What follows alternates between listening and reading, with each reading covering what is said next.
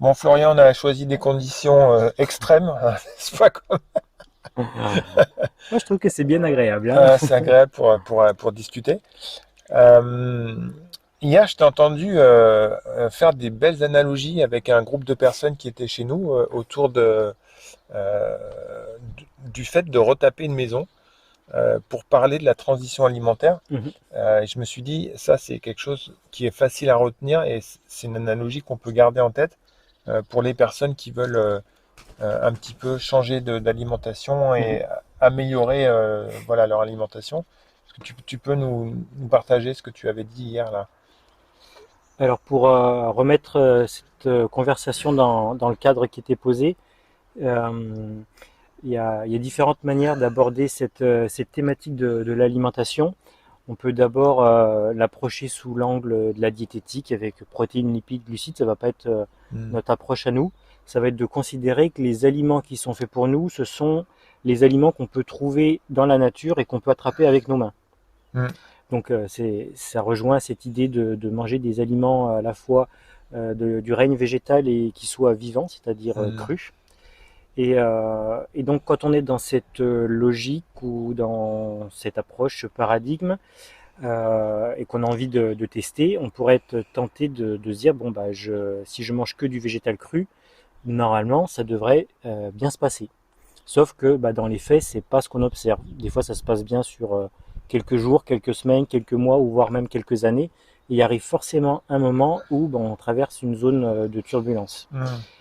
où ça va moins bien et on n'obtient plus les résultats escomptés sur sa santé, sur son bien-être, sur son niveau d'énergie. Ouais, sur un plateau, quoi. C'est ça. Et donc, quand on arrive dans cette zone plus difficile, on se pose des questions. Pourquoi est-ce que ça ne fonctionne plus? Et bien souvent, puisqu'il y a beaucoup d'informations contradictoires sur l'alimentation, on va en conclure que, bah, en fait, il faut une part de cuit parce que l'Ayurveda le dit, ou il faut des protéines animales parce que un tel le dit, ou etc. Ou parce que ça fait 1 million d'années qu'on consomme de la viande, donc il faut toujours continuer à en consommer. Voilà. Hmm. Et même on en a besoin. Donc on se retrouve dans une zone de confusion, à la fois au niveau du ressenti et mental. Et pour moi, mon principal enseignant dans ma vie, c'est la nature. Hmm. J'ai des mentors, des personnes qui m'apportent beaucoup de choses, mais le maître que je vais placer au-dessus de tout ça, c'est la nature. Et la nature, elle me dit, bah, qu'est-ce que tu mangerais si tu étais lâché sans technologie, Sans outils. sans outils? Bah, j'irais vivre sous les tropiques, Hmm. c'est-à-dire à l'endroit qui correspond à nos corps, puisque le bon endroit pour vivre, c'est l'endroit où on n'a pas besoin de chauffage l'hiver. Si on a besoin d'un chauffage d'hiver, c'est qu'on n'est pas fait pour vivre là. Hmm. Et ensuite, bah, j'irai manger ce que je peux attraper, c'est-à-dire des fruits, des pousses, des feuilles, des racines, etc. Hmm. Et j'irai pas manger des produits animaux parce que ça serait trop difficile à attraper. Et ceux que je pourrais attraper, comme des vers, des insectes, etc., bah, Ouais. j'aurais pas envie quoi, d'aller les manger. Donc il y a cette approche-là qui, je trouve, est une approche spirituelle parce que derrière, ça signifie qu'on considère que ce que la vie nous propose, nous apporte est parfait tel quel. Hmm. Alors que dans l'inconscient de la civilisation, c'est la science qui va nous sauver. Le corps humain est imparfait, et c'est l'intelligence, le mental, la science, la technologie qui va nous apporter les outils de dépasser nos imperfections. Hmm. Donc c'est pour ça que il faut être arrivé au bout de ce système-là, de se dire non, on voit bien que la science arrive à ses limites et qu'au contraire elle devient dangereuse, hein, comme disait, je ne sais plus, euh, science sans conscience n'est que Ouais. ruine de l'âme. Je ne me rappelle plus qui disait ça, mais peu importe. Euh, eh bien, quand on est arrivé au bout de ce mode de fonctionnement de pensée, c'est là où on se dit bah, peut-être que certains mouvements spirituels ou reliés à la nature sont des modes de pensée qui sont peut-être plus justes. Hmm. Et donc, quand on rentre dans ce mode de pensée, c'est là où tout d'un coup l'alimentation vivante devient beaucoup plus naturelle, voire complètement naturelle et coulée de source. Sauf que quand on s'y met, c'est là où j'en viens directement à, la- à ta question, on n'obtient pas les résultats escomptés et donc c'est là où le doute revient et on se dit bah, il faut un peu de cuit, un peu de produits animaux. Et moi, ma vision, Elle est différente, elle s'appuie principalement sur les travaux et les enseignements d'Irène Grosjean. C'est considéré qu'à chaque fois, les problèmes qu'on va rencontrer sont liés au détox, Au nettoyage. au Ouais, nettoyage. ouais. Et est-ce qu'en fait, on n'arrive pas, c'est difficile de s'imaginer à quel point tout aliment végétal cru est à la fois revitalisant, reminéralisant et surtout détoxifiant. Tous les produits végétaux crus ont des propriétés thérapeutiques. Et nos corps sont tellement affaiblis par la pollution, la sédentarité, l'alimentation cuite depuis des décennies, l'alimentation industrielle surtout, que on ne se rend pas compte à quel point nos organismes sont affaiblis parce que ce qui est normal pour nous, ça se réfère à la racine du mot norme, c'est-à-dire Ouais, que ouais. ce qu'on Ce qu'on observe observe autour de autour. nous, bah, c'est normal. Ouais, ouais. Et donc on n'arrive pas, on n'a pas de point de référence d'organisme qui serait avec un niveau de vitalité et de santé normal d'un point de vue biologique. Hmm. Donc on se rend pas, on a du mal à se rendre compte à quel point on est affaibli. Et donc quand on rentre dans ces mécanismes de détox, si on ne les comprend pas bien et qu'on n'a pas les outils pour les dépasser, c'est là où on se sent mal. Et comme on venait tout juste de changer notre système de croyance sur notre vision de la vie, de ce que la nature peut nous apporter, qui pourrait être parfait tel quel ou pas, et bien on est dans le doute et on peut faire machine arrière. Et moi, ma vision, c'est que la détox et l'alimentation vivante, on peut imaginer que c'est comme si on avait, comme si on était propriétaire d'une maison à retaper, une sorte d'héritage d'un oncle ou de je ne sais pas qui sur un terrain. Et puis voilà, il y a le toit, il y a un trou dans le toit, les poutres sont pourries, les En mauvais fondations état, sont ouais. pas stables.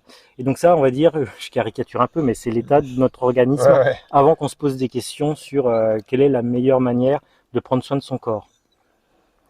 Et donc quand on se rend compte que bah, la maison elle est pas en bon état et qu'il y a des travaux à faire, et ben en fait les ouvriers ça va être c'est le corps lui-même.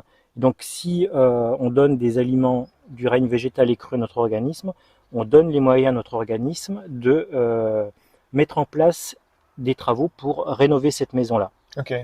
Ouais, il est capable de le faire, quoi. dans une certaine mesure. Ouais, ouais, Et c'est la nuance que tu apportes ouais. là. Et c'est là où on poursuit l'analogie avec cette maison qu'on retape. Euh, dans la mesure dans laquelle on va retaper cette maison, ça dépend, on va dire, de son ancienneté. Ça Hmm. dépend de nos ambitions aussi, qu'est-ce qu'on veut comme type de Ouais. logement. Et ça dépend de nos moyens financiers et de l'énergie qu'on a à mettre pour retaper cette Hmm. maison-là. Et de la vitesse à laquelle on doit le faire, soit elle est vraiment Ouais, très abîmée, elle va s'écrouler. il y a d'urgence. Ouais, urgence, donc là Mm, il faut prendre le taureau par les c'est cornes, ça. ou soit on peut le faire plus tranquillement. Voilà. Et donc quand on se met à manger que du végétal cru, c'est comme si en fait on voulait faire les meilleurs travaux qui soient dans cette maison-là. Hmm. Et, euh, et qu'est-ce qu'on va faire des ouvriers quand ils vont arriver dans cette maison? Donc on se donne les moyens, c'est-à-dire qu'on fait venir des ouvriers compétents et on les rémunère pour qu'ils fassent des travaux. Et qu'est-ce qu'ils vont faire? Ben, ils vont déjà enlever ce qui est pourri. Et Hmm. ça correspond à cette phase De nettoyage. de nettoyage et souvent d'amaigrissement qu'on peut observer les premiers temps. On enlève ce qui n'est pas sain, parce que Hmm. ça ne sert à rien de construire des murs si les fondations ne sont pas stables, par exemple. Hmm. Voilà, d'abord s'occuper des fondations ou des poutres, ou, etc.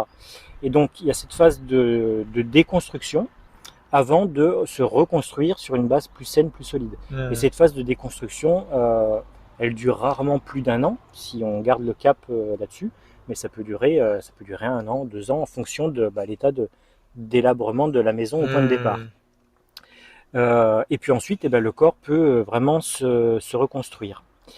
Euh, et ce qui est à prendre en compte, c'est que bon, on a tous des moyens financiers qui sont limités et pas tous au même niveau, pas tous la même motivation, comme je le disais. Et c'est pour ça qu'il ne faut pas avoir non plus la même ambition de ce que l'on veut comme type de logement pour le rénover. Parce que sinon, bah, on va commencer des travaux qu'on ne sera pas en mesure de mener jusqu'au De bout terminer, ouais. et, bah, et ça va rien apporter de bon. Comme quelqu'un voilà, une personne qui à partir d'un certain âge, hein, sans vouloir mettre de chiffres pour pas poser des Des limites, limites, ouais. mais à partir d'un certain âge, on n'a plus les mêmes ressources mentales, physiques, émotionnelles, parce que ça fait bouger plein de choses au niveau Hmm. émotionnel. Et, Et donc, on ne va pas se lancer dans les mêmes travaux que si on a 20 ans et de Oui, oui, l'ambition oui. Et puis de l'énergie et et de du temps l'énergie. et de... Voilà. Oui, oui. Et c'est pas pour autant que les principes seront différents, c'est juste qu'il faut les adapter en Mm. fonction de chaque situation, parce que les ouvriers vont travailler de la même manière. Ouais, ouais. Ils vont enlever ce qui est pas bon, ils vont remettre des matériaux. Bon, après, il y a différents types de matériaux, mais globalement, il y a des règles qui sont suivies en matière de construction, quoi. Mm. Donc ça, c'est la première analogie pour expliquer ce qui se passe dans cette transition, et c'est pour ça que le bon pourcentage de cru, on va dire, ça va dépendre de chacun. Et puis c'est quelque chose qui va dépendre de chacun en fonction du temps. Au début, en fonction de la saison, en fonction de année après année. Parce que vouloir aller plus vite que la musique, Ah ça non, peut être complètement, contre-productif. oui. Ouais. Ah, nous, on en voit... oui, oui, je confirme complètement, oui. Et là, j'ai une deuxième analogie qui est intéressante, je trouve, pour expliquer ce qui se passe quand on veut aller trop vite avec les détox. Dans le corps humain, il y a ce qu'on appelle des liquides circulants, le sang et la lymphe, à peu près 10 litres à eux deux. Et puis à côté de ça, donc il y a des toxines qui sont dans ces liquides en circulation. Ce sont ces toxines-là qui posent le plus de problèmes. Et puis aussi des toxines qui sont stockées dans les tissus, les cellules, les graisses. Et ça, c'est l'organisme avec son intelligence qui les met dans les endroits où ça va poser le moins de Ouais, soucis, ouais. le moins de problèmes possible. C'est ce que Irène appelle des petits dépôts. Voilà, c'est ça. Enfin, c'est comme des entrepôts de stockage, mais enfin, c'est immobile en fait. Ils ne sont pas en Ouais. circulation, quoi. Et donc là, la métaphore, ça va être de considérer une maison où les liquides circulants, ça va être le dessus de la table, le sol, les murs, le plafond, les zones qu'on voit, qui sont D'accord, visibles. Et puis les zones de stockage, ça va être, on va dire, par exemple, les placards. d'accord. Ouais, c'est bien vu aussi. Ouais. Et ça, Irène le dit aussi souvent, et moi, c'est vraiment quelque chose auquel je suis convaincu, à savoir qu'on ne peut pas, surtout quand on a démarré l'alimentation vivante à 30 ou 40 ans ou plus, on ne peut pas nettoyer complètement un corps dans Hmm, l'espace d'une vie. Et hmm, donc, il faut vivre avec ces stocks de déchets, etc. Et donc, quand on fait cette transition alimentaire, l'idée, c'est de nettoyer bien évidemment les pièces à vivre, hmm, et puis de s'occuper des placards, mais au fur et à mesure. hmm. Parce que si jamais on va aller plus vite que la Tous les musique, placards, ouais. bah, tu ouvres tous les placards, tu verses ça en plein milieu de la pièce et la pièce se Ouais, retrouve sale. ouais. Et au final, même si as des bonnes pratiques alimentaires, tu te retrouves avec un état de santé dégradé Hmm. parce que tu vas plus vite que la musique. Et encore, il y a des moments où on a l'énergie pour se dire, OK, là, je suis bien dans ma vie, j'ai du temps, j'ai de l'énergie, je suis motivé. Mm. Je vais aller ouvrir les placards. C'est ça. Ce Mm. qui est pas tout, enfin, c'est pas à faire à des moments où on est Mm. fatigué, démotivé, ou stressé, quoi. Et en général, j'ai même envie de dire que que c'est le corps qui choisit son rythme pour ouvrir les placards. Hmm. C'est-à-dire que quand il a suffisamment d'énergie, c'est lui qui va choisir d'aller remettre ça en circulation. Et c'est là où on a besoin d'utiliser des techniques de détox. Hmm. Là, il y a plein d'outils différents. Mais si jamais on utilise un rythme trop soutenu, les outils de détox, en se disant bah, c'est bien, je nettoie le terrain, ça peut que être positif, à ce moment-là, on force donc le corps à ouvrir ces placards-là. Et c'est là où c'est vraiment contre-productif et où on se coupe de ce qui est primordial selon moi, à savoir le ressenti par rapport à son corps Hmm. et vraiment écouter son rythme. Hmm. Ok, donc, ouais. Et donc c'est là l'analogie dont on parlait aussi avec le Karcher, c'est-à-dire que par exemple pour parler des purges, hein, qui est l'outil, la technique de détox la plus puissante, donc on pourrait comparer au Karcher pour nettoyer sa maison. Si les murs sont fragiles, bah, le Karcher il va faire des trous dans les Ouais, murs. c'est ça. Donc ça sera pas, c'est pas l'idée, hein. Hmm. Et donc à ce moment-là, on aura besoin d'utiliser des techniques plus douces. Et Plus douce. puis inversement, si c'est voilà, un organisme plus jeune, plus robuste, qui a les moyens, les ressources de faire face à ça, bah, ça va être Hmm. efficace on va en profiter, quoi. Hmm. Ok, génial. Eh ben, moi, cette histoire de maison, ouais, ça reste depuis que tu en as parlé hier, ça reste Mm. présent à mon esprit. Et voilà, j'ai trouvé que c'était quelque chose de facile et accessible et que chacun peut comprendre parce qu'on a chacun une maison à nettoyer, voire certaines personnes à retaper éventuellement. Mhm. Voilà, ben, je te remercie beaucoup pour cette petite balade dans les travaux de rénovation. Et puis, bah, écoute, on se dit à très bientôt, Eh ben, au plaisir, Eric. Merci pour la discussion. avec joie.